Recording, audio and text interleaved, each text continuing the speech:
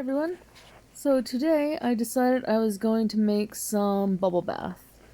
This bubble bath is a milk-based bubble bath. I found the recipe on YouTube and I will link that below. Basically, the recipe calls for ground oatmeal, baking soda, citric acid, a little bit of SLSA, and some other stuff that we'll get to as I see it on the screen so that I remember. But yeah, I wanted to add something else to my Christmas market inventory, so I was looking online and decided that I didn't want to do bath bombs, but I did want to do something similar, so I came up with this. And it seemed like a really great idea and cost effective and also easy. So there I just threw in some cornstarch as well. Just going to mix that all up together. Also, there'll be a little bit of kaolin clay, and I'm going to get out my coconut milk next, I think. Yep, there I am there. So I buy this coconut milk in 50-gram bags at Superstore here in Canada. It costs about $1 a bag, and they're really great. Like, one bag is what I would use in a soap recipe. But yeah. So I decided to go with coconut milk. I do have other milks. I have buttermilk, and I have whole cow's milk and skim milk, and I also have goat's milk. But I wanted to use the coconut milk, so I did. So there. And you can see I keep making a mess, and I'm not gonna lie, this stuff is really messy, and every time it splooshes out of the bowl, my soul dies a little bit inside. And you're gonna see that at one point I'm gonna stop and I'm gonna clean everything up because it's making me crazy.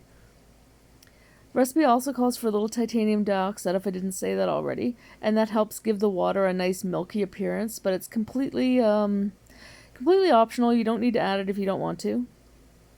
But I did because I decided that if I was going to find a recipe online and use it, I was going to follow it as closely as possible, because you can't complain that a recipe is no good or doesn't work if you don't follow it. And then I can always make some adjustments later if I want to change things up. Yeah. So I think also maybe tomorrow I'm going to do this same recipe, but oh look, there I go. There I go making a mess, making myself crazy, dropping things on the floor. But anyway, like I was saying, I think tomorrow I'm going to make this same recipe, but instead of using kaolin clay, I'm going to use pink clay and see how that goes. And maybe I'll use my peach cranberry fragrance to go with it instead. This one I'm fragrancing with oatmeal milk and honey, and it smells so good, so good. And I thought it would pair really nicely just with, the fact that there's oatmeal and milk in the recipe. Here's a little bit of SLSA, and I know I didn't mention it in the beginning, but I am wearing a mask for this whole process, and I highly, highly recommend wearing a mask. Everything that we're using is very light and easily airborne and can really hurt your lungs, and you don't want to hurt your lungs, so wear a mask. So I'm getting it all stirred up here, and I'm, again, poofing it out of the bowl, and it's driving me crazy. I'm making a mess. I gotta go wash my hands. So yeah, that's the only really bad thing about this kind of stuff is it's so damn messy. So yeah, here I am cleaning up because I can't take it. So I'm gonna wipe off the scissors, wipe off the table, move everything around, get it all cleaned up, and then I can carry on. So what you don't see that I did before all this began was I took my fragrance oil, some cornstarch, and some dendritic salts, and I mixed it all up together. Oh, and some polysorbate 80 is all mixed up on a bowl, just on to my right, your left. And I just wanted to let it sit there for a little while so that it would absorb all the fragrance and help the fragrance stick and last longer. So there it is. You can see here it's kind of Play-Doh-like. It's quite damp.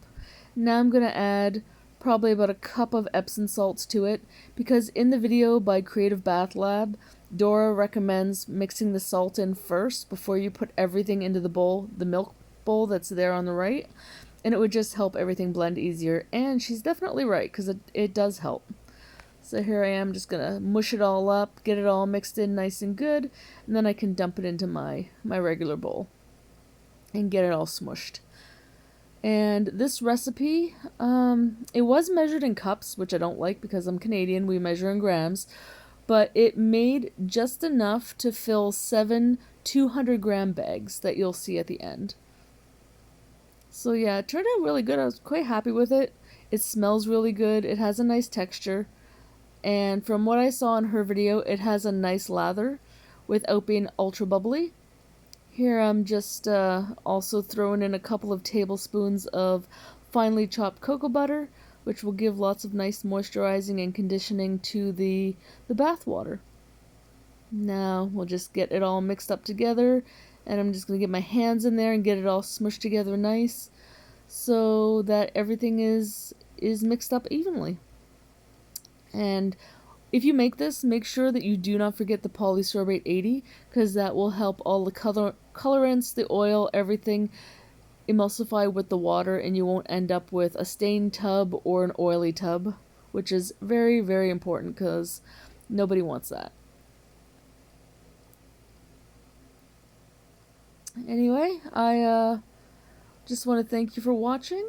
This was fun to make, even though it was messy and it bothered me deeply in my soul. But I'm quite happy with it, and I'm looking forward to selling this at the market next weekend. And if it's very popular, I will do a restock for the Christmas rush right before Christmas. So yeah, thanks for watching. Have a good day.